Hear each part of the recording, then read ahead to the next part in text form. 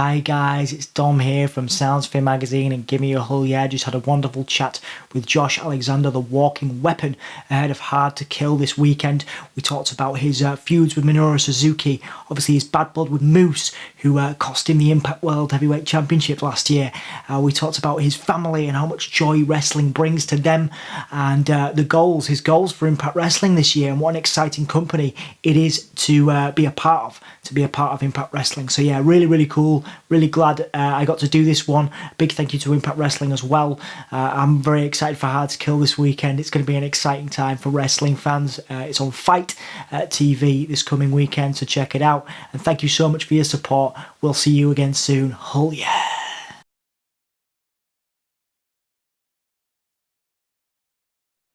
Cracking. So, mate, honestly, a happy new year, 2022. It's a good way to start the year for me, anyway. Talking to you. So, um, bit of an up and down year for you last year. Some beautiful highs and a few lows as well.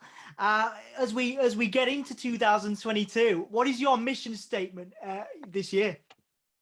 Uh, to take the Impact World Championship back from Moose and, make sure it is back, taking it back from Moose, before, maybe he loses it to somebody else if that can transpire. But that would be my number one goal. Absolutely, man. Absolutely. And in terms of, we've got Hard to Kill coming up, which is exciting. You've got Jonah. How do you feel? Because obviously, you had that really intense feud with Moose, and then Jonah came in, attacked you, and now you've got this feud heading into Hard to Kill. How do you feel about Jonah coming in and trying to get his spot at your expense? I mean, it's to be expected. I was, privileged enough to win Impact Wrestler of the Year for 2021. So I think that's the thing that put that, target on my back for people like Suzuki coming in Impact Wrestling and people like Jonah now coming in Impact Wrestling. If they want to make a name for themselves, they go after the biggest dog in the yard. And, Jonah calls himself the top dog, and he just decided he wanted to derail me on my in my quest to get my world championship back. But it, I can't blame him for doing it. I would have done the same thing if I was in a similar situation. So, there's that. But, I'm just looking forward to Hard to Kill, getting a chance to showcase, what we can do in the ring. I think it's one of those stat cards I've seen in a long time from a wrestling promotion, not just Impact Wrestling. And I think that it's going to be something special. And, the story leading into it just makes it that much better. Absolutely, man. Absolutely. And in terms of how you've changed and developed, talking about becoming Wrestler of the Year, obviously, from your time, in Impact Wrestling with the North as part of a tag team, obviously your time on the Indies, how have you changed and developed as a person, but also as a wrestler? Because you've been through some stuff, right? You've had some challenges over the years. Yeah, all those challenges and stuff, they were all great lessons. I can't look at any of like sure it was bad if you look back on it. Breaking your neck is never good, two neck surgeries and whatever issues I may have had, that kept me like those roadblocks in the way. But you learn from every single one of them. And I think it just like, it kind of calluses you, prepares you for even, bigger lessons that you have down the road. So, I certainly wouldn't have done it any other way because it's made me who I am here, and I'm pretty happy where I'm standing. I think I have all the tools and the experience ready to be the face of the company and be the world champion and all these other things. I've certainly grown as a performer more than anything else in the last 3 years. When I first came in Impact Wrestling, I had all the confidence in my wrestling ability, bell to bell. And the other stuff, maybe not so much confidence, but in this last year, you know, with help from people in the Impact Wrestling company that have guided me along and stuff. I think I've put together the character work and the promo work that can put me on that level of being a main eventer now, where I can be confident in it. So Absolutely, man. Absolutely. And one thing that comes through, through your wrestling is your passion. Obviously, you're a very passionate performer, but you're also a wrestling fan. It's a very good time to be a wrestling fan at the moment. How do you feel as a performer being part of Impact Wrestling? You mentioned the stat card, Hard to Kill. all this wonderful stuff that's coming out of Impact at the moment. How does it feel to be at the top of Impact Wrestling in this time where it's such an exciting time to be a fan, to be watching, you know, products like Impact, and, you know, seeing people come from all over the world to not only, you know, watch Impact Wrestling on Fight, but also, you know, like you mentioned Suzuki earlier, you know, and have those matches. What is it like being a performer now in 2022, after such a booming year, you know, in the last year for wrestling?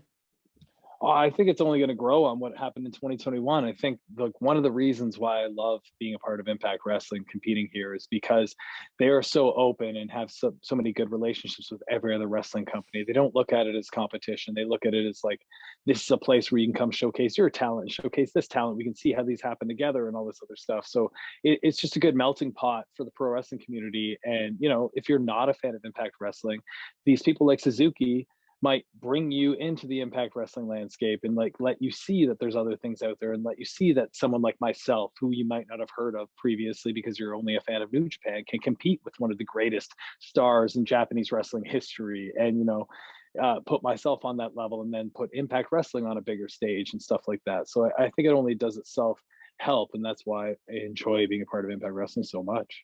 Absolutely, man. Absolutely. And in terms of outside of Impact, we work with a lot of young people, and they sort of struggle with motivation sometimes. They've got some goals, things they want to achieve.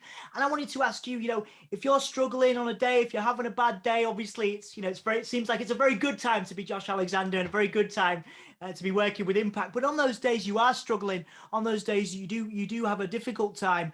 What is it that motivates you? Think people, places, family, movies, anything like that outside of wrestling? Like, I'm a family man. I have a wife and two sons, and I can find no bigger motivation than my 3.5-year-old being completely obsessed with me. He wakes up every morning and puts on this like singlet my wife made with her sewing machine every single day, because he just wants to play wrestler. He puts on a headgear every single day. Like, if I'm having a rough day, I just got to look at him and be like, well, I got to pick my ass up and get to work, because, you know, I'm not just doing pro wrestling for me anymore. The things I achieve are not just for me anymore. The things I achieve are also for my sons and my wife, that, you know, are the biggest fans possible with me. So I have a little bit of responsibility on my shoulders, not just for my own happiness, but for theirs. So it's definitely a key motivator. Absolutely, man. One of the best moments I saw on wrestling television last year was, like, again, you winning that championship and the family. You know, that beautiful moment before the horror of Moose coming in. It was a beautiful moment. I mean, would you obviously you are a wrestling family as well. Like, would you have any objections to your son wrestling one day? Is that something you could see happening? Oh no, I could definitely see it happening. I was just going to say no. I don't have any objections. Regardless of what my sons choose to do, I will Yeah. support them through and through. If they do choose professional wrestling, I will certainly, you know, be able to give them a lot more guidance than I had early on in my career. So I think it'll only do them, you know, a benefit. Absolutely, man. And again, we talked about how you've changed, developed. What would be the one thing that you would say? You know, obviously very young at the moment, your sons, but if you could impart one bit of wrestling knowledge or a couple of gems from your experience of what to do and also what not to do, what would be some of the lessons you would give to your family or to your sons if they wanted to get into wrestling? Oh, well, the not what not to do. I get asked this question by young wrestlers all the Mm, time. What not to do is never feel that pro wrestling owes you anything, mm, because it just put, whether it does or it doesn't, it just puts you in a terrible mindset to think that, you know, there's some sort of thing waiting around the corner that didn't happen because of something you didn't do, mm, which is, it's just a poor mindset to have. But for me, the life lessons I can learn on what to do is the same thing that, you know, until I had neck surgery and had the regrets of not doing it, I didn't realize I wasn't doing it. I wasn't working hard enough. I was such a talented professional wrestler inside the ring that I had gotten all these opportunities without having to do the other things that made, mm. you know, a pro wrestler special, or the other hard work that would really set me apart. So then when I came back from my neck injury, I had that lesson that taught me, you know, to just keep busting my ass every single day, do everything you need to do. You know, you might not be a bodybuilder, but still go to the gym and make yourself the best you possibly can. And like your gear and all this other stuff, put the entire package together, and don't just rely on that, you know, in ring bell to bell stuff that you had relied on before. And, you know, since my neck injury, when I came back, I've had all the success, especially here at Impact Wrestling. So it's the best lesson I ever learned. Absolutely, man. I'm super buzzed for you, and I can't wait to see How to Kill, but also, you know, your future as well. Before we finish up, Obviously, Hard to Kill's coming up on the Fight Network here in the UK. Have you got any message for your UK fans, people that have seen you in the UK, people that are following your work, and people that have maybe supported you in the past, but also will continue to support you as you move ahead in your wrestling career with Impact Wrestling? Yeah, like I've said it many times before. When I started Impact Wrestling, I had no idea how big the following was in the UK, but it's enormous. And you know, every day I guarantee there's social media interaction with some fans out of the UK. And if you've fallen off from Impact Wrestling over the years, please come back because I was a huge fan of that entire era that you probably watched, coming in into your fandom of the AJ Styles, the Samoa Joes, the Kurt Angles, all that other stuff. And now we're bringing it back. There was certainly some dark age years in the Impact Wrestling, and we can admit that, it's not always roses, but I think these past couple of years have been some of the best years ever in Impact Wrestling. It stacks up against that earlier stuff, and it's only showcased by Hard to Kill this Saturday night, and you can check it out on Fight. I think it's one of those stacked cards in all of pro wrestling, not just Impact Wrestling.